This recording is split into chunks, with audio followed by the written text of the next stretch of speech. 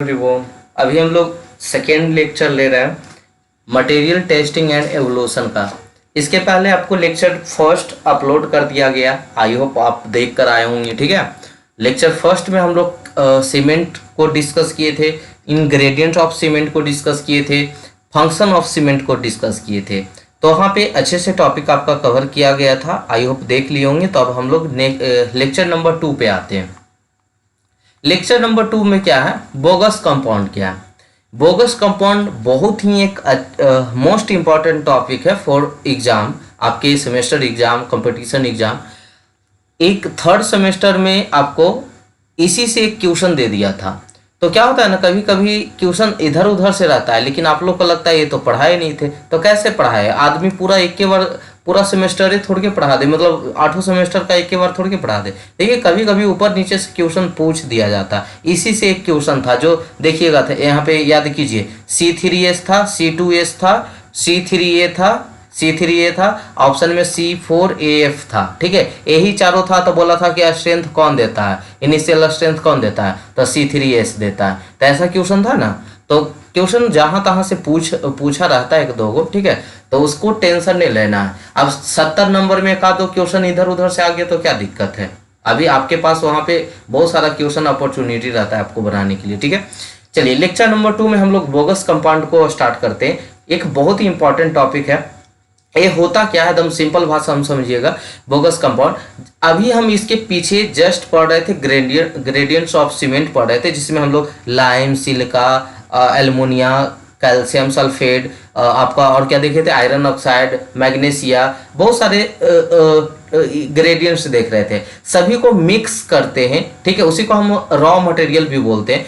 तो if raw material of cement, यदि cement के जितने भी रॉ मटेरियल हैं, रॉ मटेरियल समझते हैं ना, जो भी चीज बनने वाला है उसके पीछे जो जो मटेरियल है, ठीक है, उसी को हम लोग क्या बोलते हैं, रॉ मटेरियल। जैसे मान लीजिए कि आपको कुछ बनाना है, जैसे नोट्स ही बनाना है, तो नोट्स बनाने के लिए आपको क्या क्या चाहिए, कॉपी चाहिए, नॉलेज चाहिए, कहीं से लेक्चर चाहिए, पेन चाहिए। तो ये सब वो एक तरह से क्या हो गया, आपका रॉ मटेरियल हो गया, समझ रहे हैं। तो रॉ मटेरियल क्या है, सीमेंट का, तो अभी जस्ट ऊपर पढ़ा के आए, गेट मिक्सड। अब उसको हम क्या करते हैं, जितने भी रॉ मटेरियल था सभी को मिक्स करते हैं एक डिफिनाइट प्रोपोर्शन में, ठीक है। अब उसके बाद क्या करते हैं, उसको बर्न करते हैं, ठीक है, भट्टी में डालकर उसको क्या करते हैं, बर्न करते हैं। अभी जस्ट मेथड पढ़ाने वाले, इसके बाद वाले टॉपिक में ही।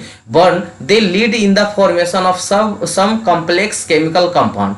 तब वहां पे कुछ केमिकल कंपाउंड उत्पन्न होता है, जनरेट होता है, फॉर्मेशन होता है केमिकल कंपाउंड का, ठीक है, सम कॉम्प्लेक्स केमिकल कंपाउंड, उसी को हम लोग बोगस कंपाउंड के नाम से जानते हैं। जो कॉम्प्लेक्स केमिकल कंपाउंड होता है उसी को हम लोग बोगस कंपाउंड के नाम से जानते हैं, ठीक है। ये कितने टाइप के बोगस कंपाउंड होते हैं, 4 तरह के। सीधा सीधी आपसे पूछा जाए, समझे बोगस कंपाउंड क्या है, तो रॉ मटेरियल को मिक्स करके उसे बर्न करते हैं और विथ वाटर, यहाँ पे अच्छा 2 तरह के हम लोग पढ़ने वाले, ड्राई मेथड और वेट मेथड पढ़ने वाले, 2 तरह के। तो इसको वाटर वाला को छोड़ ही दीजिएगा। If raw material of cement get mixed and burn, then formation of some complex chemical compound is known as Bogue's compound, ठीक है। 4 तरह के होता है, 4 कौन कौन है, एलाइट, बेलाइट, सेलाइट, फेलाइट है, ठीक है। ऐसे एकदम सिंपल नाम इसका होता है। वैसे फर्स्ट जो है ट्राई कैल्शियम सिलिकेट C3S, जो क्या करता है, इनिशियल स्ट्रेंथ प्रोवाइड करता है। इनिशियल स्ट्रेंथ क्या हो गया, 28 दिन को अगर हम सीमेंट का कोई भी क्यूब बनाते हैं, उसको 28 दिन के पहले जो स्ट्रेंथ देता है उसको हम लोग इनिशियल स्ट्रेंथ बोलते हैं, जिसको ईयरलियर स्ट्रेंथ के भी नाम से जानते हैं, ठीक है। तो जो ट्राई कैल्शियम सिलिकेट होता है वो क्या करता है, हमें इनिशियल स्ट्रेंथ प्रोवाइड करता है। क्या प्रोवाइड करता है, इनिशियल स्ट्रेंथ, जिसको हम लोग C3S बोलते हैं। क्या बोलते हैं, C3S। तो अब आपसे क्वेश्चन पूछा जाएगा कि बोगस कंपाउंड में जो इनिशियल स्ट्रेंथ देता है उसका क्या नाम है, तो C3S, या इसको हम लोग क्या बोलते हैं, try calcium silicate. I hope याद हो गया होगा कि इनिशियल स्ट्रेंथ कौन देता है, ट्राई कैल्शियम सिलिकेट, जिसको हम लोग C3S बोलते हैं, जिसको एलाइट भी बोलते हैं। तो इसका अगर ऐसे नाम पढ़िएगा अच्छा लगता है, एलाइट, बेलाइट, सेलाइट, फेलाइट, ठीक है। दूसरा नाम है इसका die calcium silicate. Die calcium silicate क्या है, C2S, ठीक है। ये क्या करता है, अल्टीमेट स्ट्रेंथ या फाइनल स्ट्रेंथ हमको प्रोवाइड करता है, जो 28 दिन के बाद वाला आता है, ठीक है। ये जो सीमेंट में स्ट्रेंथ होता है ना, जो कंक्रीट हम लोग घर बनाते हैं, उसमें सालों साल स्ट्रेंथ बढ़ते ही जाता है, ठीक है। ऐसा नहीं कि एक बार स्ट्रेंथ गेन कर लिया तो अब उसको बढ़ता नहीं है, जैसे जैसे दिन बीतते जाता है स्ट्रेंथ बढ़ता ही जाता है, ठीक है। तो डाई कैल्शियम सिलिकेट C2S होता है, जिसको हम लोग बेलाइट के नाम से भी जानते हैं, ठीक है। It gives final ultimate strength. तीसरा पे आता है try calcium aluminate C3A। C3A क्या करता है, हमको इनिशियल सेटिंग टाइम प्रोवाइड करता है, ठीक है। It gives initial setting time, जो जिसे हम लोग सेलाइट के नाम से जानते हैं। क्या जानते हैं? सेलाइट। अच्छा, इसका कुछ परसेंटेज भी दिया हुआ कि कितना परसेंटेज होता है, 40% होता है, 32% होता है। अगर रेंज की बात करें तो 30 to 50% होता है, 25 to 40% होता है, 5 to 11% होता है, और आपका 8 to 14% होता है, ठीक है। एवरेज की बात करें तो 40%, 32%, 10.5% और 9% होता है, ठीक है। चलिए, टेट्रा कैल्शियम एल्यूमिनेट फेराइट की बात करते हैं, जिसको हम लोग C4AF बोलते हैं, और वो उसको हम लोग फेलाइट के भी नाम से जानते हैं। ये क्या करता है, हम लोग फ्लैश सेटिंग टाइम देता है, यानी फाइनल सेटिंग टाइम देता है, ठीक है। तो एक बार एलाइट, बेलाइट, सेलाइट, फेलाइट, लग रहा है किसी को जादू टोना कर रहा है। Alite, belite, celite, felite. अब ये आपको ये क्या होता है, बोगस कंपाउंड जो हो गया, बोगस कंपाउंड प्लस उसमें जिप्सम ऐड कर दीजिए 3.5%, दोनों को मिक्स कर दीजिए, तब आपका सीमेंट क्या है, तैयार है। अच्छा, तैयार कब होगा, जब इसको हम फाइन ग्राइंडिंग बॉल मिल में डाल देते हैं, तो ये मिक्स हो जाता है, उसके बाद सीमेंट तैयार है, उसके बाद सप्लाई कीजिए, ठीक है। तब बोगस कंपाउंड प्लस जिप्सम, कितना जिप्सम, 3.5%, इसको हम लोग ग्राइंडिंग मशीन में डाल देते हैं, बॉल मिल में डाल देते हैं, तब वहां से सीमेंट का प्रोडक्शन हो जाता है, ठीक है। चलिए, उसके बाद हम लोग क्या कर देते हैं, सप्लाई कर देते हैं। अब आते हैं मेथड ऑफ सीमेंट प्रोडक्शन। जो सीमेंट हम लोग को प्रोडक्शन होता है, उसका किस मेथड से बनाया जाता है, तो दो मेथड है आपके पास। एक पहला ड्राई मेथड और दूसरा है आपका वेट मेथड, ठीक है। दूसरा क्या है, दो मेथड से हम लोग सीमेंट को बनाते हैं, यानी आज हम लोग सीमेंट को बनाना सीखेंगे, ठीक है। तो क्लियर है। चलिए, अब स्टार्ट करते हैं हम लोग ड्राई मेथड को। ड्राई मेथड जो होता है, in this method raw material are mix up in and burn at 1350 से 1500 degree Celsius, get mixed in a rotatory kiln 5 rotation per minute for 20 minute, ठीक है। This method is used in this day. Dry method क्या है, ऊपर से मतलब overview सुन लीजिए कि सबसे पहले, अच्छा ऐसा लिखा हुआ है ना कि ड्राई मेथड, तो लगेगा कि वाटर का यूज नहीं किया जाता है, लेकिन किया जाता है, मिनिमम मॉइस्चर कंटेंट का यूज किया जाता है। ध्यान से सुनिएगा, जैसे ड्राई मेथड सुन के अगर आपसे कोई इसमें वाटर कंटेंट की, मॉइस्चर कंटेंट की पूछ दे, तो आप क्या आंसर करेंगे कि ड्राई मेथड में वाटर होता ही नहीं होगा, लेकिन ऐसा नहीं है। मिनिमम मॉइस्चर कंटेंट यहाँ पे होता है, जो 14% ओनली होता है। कितना परसेंट होता है, 14%। अगर हम वेट मेथड की बात करें तो वहां 40% होता है। कितना परसेंट होता है, 40%, इसलिए उसको वेट मेथड कहा जाता है। ड्राई मेथड जो हो 14% ही मॉइस्चर कंटेंट होता है, यानी यहाँ पे इसको लैंग्वेज में यूज ही नहीं किए हैं, ठीक है, लेकिन वहां पे वाटर मिक्स किया जाता है। कितना, 14% मॉइस्चर कंटेंट, ठीक है। 14% कहने का मतलब, मान लीजिए 100 kg आप क्या बना रहे हैं, 100 kg सीमेंट बना रहा है, तो उसमें 14 kg आपका पानी मिलाना होगा, लेकिन वही वेट मेथड का यूज करते हैं तो उसमें 40 kg पानी मिलाना होता है, ठीक है। आई होप समझ चुके होंगे। अच्छा, ड्राई मेथड में हम लोग करते कैसे हैं, अभी जितने टाइप का ग्रेडियंट्स ऑफ सीमेंट पढ़ाए थे, जो रॉ मटेरियल पढ़ाए थे, lime, silica, calcium sulphate, alumina और आयरन ऑक्साइड, मैग्नीशिया इत्यादि जो भी पढ़ाए थे, उसको क्या करना है, सबको मिक्स करना है। क्या करना है, मिक्स। एक प्रोपोर्शन में, जो प्रोपोर्शन वहां पे दिखाया गया था कि किसको कितना परसेंट लेना है, ठीक है, उसको मिक्स करने के बाद उसको एक भट्ठी में डाला जाता है, जिसका टेम्परेचर कितना हो, 1350 से 1500 डिग्री सेल्सियस होना चाहिए, ठीक है। उसके बाद उसको मिक्स करते हैं रोटेटरी किल्न में, ठीक है। एक मतलब कि बर्तन होता है जो रोटेट करते रहता है, कितना से 5 रोटेशन पर मिनट, ठीक है। आरपीएम का मतलब समझते हैं ना, कितना देर के लिए, 20 मिनट के लिए, 20 मिनट के आपको क्या करना है, रोटेट करवाना है, तब जाके आपको क्या, सीमेंट मिल जाता है, सीमेंट का मैन्युफैक्चरिंग हो जाता है, ठीक है। तो ये था आपका क्या, ड्राई मेथड था। अब आते हैं वेट मेथड में। वेट मेथड क्या बताता है, तो it is a old method, ये पुराने मेथड है, which is adopted in absence of efficient mixing method. जब हमारे पास वैसा मिक्सिंग मेथड नहीं था, तब हम वेट मेथड का यूज करते थे, जिसमें 40% मॉइस्चर कंटेंट होता था, ठीक है। Is added to the raw material. Raw material में हम लोग 40% क्या मिलाते थे, मॉइस्चर कंटेंट मिलाते थे, यानी वाटर मिलाते थे, for making slurry which offer better control over the chemistry of raw material. After mixing raw material are placed in the rotatory kiln 2 से 3 आवर्स के लिए डालते थे उसमें। जैसे कि अभी हम ड्राई मेथड में कितना देर के लिए, बस 20 मिनट के लिए, इसमें 2 से 3 घंटे के लिए उसमें डाला जाता था। कितने रोटेशन पे, तो 5 रोटेशन पर मिनट पे, ठीक है, डाला जाता था। इसका जो टेम्परेचर होता था 1400-1600 डिग्री सेल्सियस होता था, ठीक है। तो ये आपका क्या था, वेट मेथड था। क्लियर है। चलिए, तो आपको अभी हम लोग सीख चुके ड्राई मेथड और वेट मेथड। अब घर पे आप जितने भी इंग्रेडिएंट है सभी को ले आइएगा, घर पे बना के देखिएगा, ठीक है, आपसे सीमेंट बनता है कि नहीं बनता है। चलिए, अब आते हैं एक मोस्ट इंपॉर्टेंट टॉपिक है हीट ऑफ हाइड्रेशन या हीट ऑफ इवोल्यूशन को पढ़ते हैं हम लोग। तो हीट ऑफ हाइड्रेशन या हीट ऑफ इवोल्यूशन क्या है। तो वेन वाटर, अच्छा एकदम सिंपल सा समझिए ना, कि जब हम देखते हैं कि वाटर में पानी डालते हैं ना, तो उसमें कुछ केमिकल रिएक्शन होता है। क्या होता है, वाटर और सीमेंट, जब हम सीमेंट में वाटर को मिलाते हैं तो वहाँ पे कुछ केमिकल रिएक्शन होता है, ठीक है। तो उससे हम लोग क्या होता है, हीट निकलता है। जैसे आपको दम एग्जांपल ने, द लाइम देखे, चूना देखे, चूना जो खैनी के साथ खाया जाता है, उसमें ना पानी डालते होंगे तो देखते होंगे खौलना स्टार्ट हो जाता है।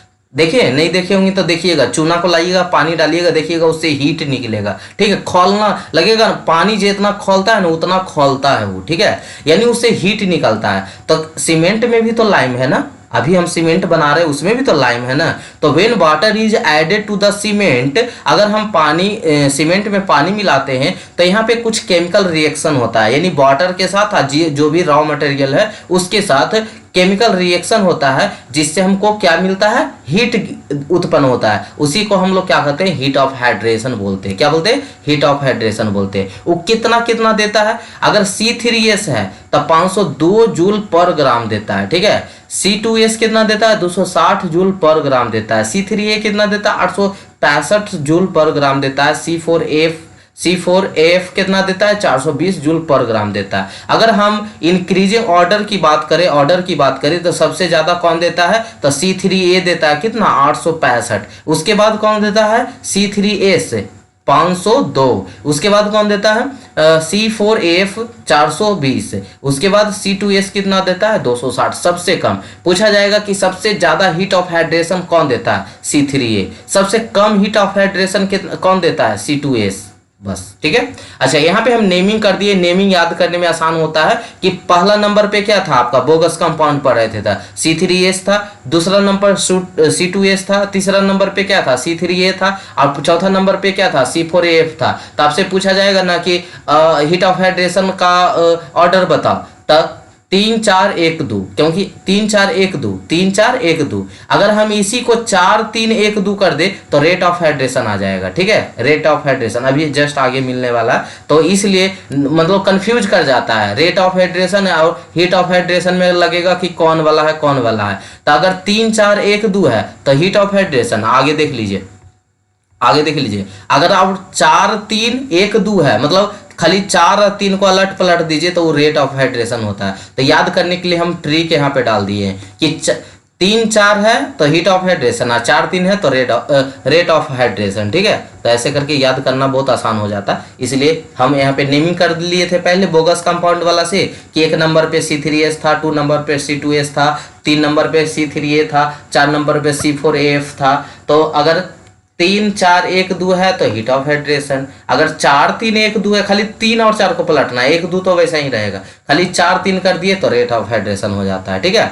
अच्छा, जस्ट अभी एक चीज बता के आए थे आपको कि जो C3S होता है ना, वो 28 दिन तक स्ट्रेंथ देता है, ठीक है, 28 दिन तक ही स्ट्रेंथ देता है। उसके बाद कौन देता है, C2S देता है। तो C3S give strength at very rapid rate of up to 7 days तक, 7 दिन तक तो बहुत तेजी से देता है, 7 दिन तक बहुत तेजी से देता है, फिर धीरे धीरे घटना स्टार्ट हो जाता है, 28 दिन तक देता है, उसके बाद ये स्ट्रेंथ नहीं देता है, कौन, C3S। तो it gives strength at very rapid rate up to 7 days तक, 7 डेज तक तो दे दिया, and after 7 days rate of strength gain becomes less. After 28 days it do not participate in the strength development. Development, इसके बाद ये strength नहीं देता है। एक कौन सा बुक में लिखा हुआ था, इसके दूगल एक बुक आता है उसमें लिखा हुआ था, ठीक है। उसी चीज को हम क्या कर दिए, मेंशन यहाँ पे आपको दिखा दिए ताकि आपको भी इस चीज से वाकिफ हो सके, याद हो सके आपको, ठीक है। C2S जो होता है contribute in strength development at rapid rate after 28 days. C2S जो होता है 28 डेज के बाद ये अपना स्ट्रेंथ देना स्टार्ट करता है, ठीक है। चलिए, तो C3S जो था क्या था, उसको हम लोग बोल रहे थे इनिशियल स्ट्रेंथ बोल रहे थे। C2S को क्या बोल रहे थे आपका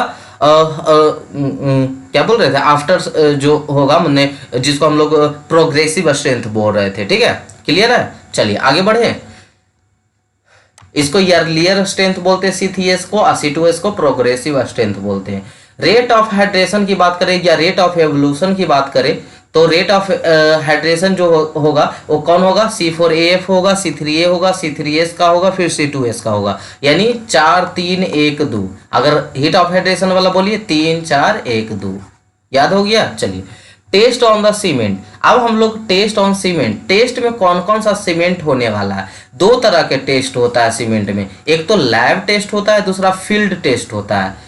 टेस्ट ऑन द सीमेंट एक लैब टेस्ट हो जाता है, दूसरा क्या हो जाता है, फील्ड टेस्ट होता है। तो पहले हम लोग लैब टेस्ट पढ़ लेते हैं, उसके बाद फील्ड टेस्ट तो खाली बस सुन लीजिएगा, हो गया, ठीक है। तो लैब टेस्ट की बात क्या है, कंसिस्टेंसी टेस्ट है, दूसरा setting test, setting time test है। सेटिंग टाइम क्या होता है, इनिशियल सेटिंग टाइम कितना होता है, फाइनल सेटिंग टाइम कितना है। सॉर्नेट टेस्ट को हम लोग लीचेट्रियल मेथड से करते हैं, ऑटोक्लेव मेथड से भी करते हैं। फाइनल टेस्ट को सीव टेस्ट से करते हैं या एयर परमेबिलिटी टेस्ट से भी करते हैं, ठीक है। तो अभी हम सभी टेस्ट को देखने वाले हैं। फील्ड टेस्ट में क्या कि छूने पे कैसा गर्म महसूस हो रहा है या नहीं हो रहा है, उसका कलर कैसा है, ठीक है, ये सब देखते हैं, फील्ड टेस्ट में देखते हैं, ठीक है। तो चलिए ठीक है, आज इतना ही रहने देते हैं, ठीक है। इसके बाद हम लोग टेस्ट को परफॉर्म करेंगे, जैसे अच्छा एक स्पेसिफिक ग्रेविटी टेस्ट भी है, केमिकल कंपोजिशन टेस्ट भी को देखेंगे। तो सबसे पहला हम लोग जो देखेंगे नेक्स्ट लेक्चर में कंसिस्टेंसी टेस्ट से स्टार्ट करेंगे, ठीक है। तो आज के लिए टॉपिक इतना ही रहने देते हैं, नेक्स्ट लेक्चर में हम लोग लेक्चर नंबर 3 में कंसिस्टेंसी टेस्ट को स्टार्ट करेंगे, ठीक है। चलिए, यहाँ पे देखिए, आई होप PDF सभी निकलवा लिए होंगे या हैंड रिटेन नोट्स अगर बना रहे हैं तो बहुत अच्छी बात है, ठीक है।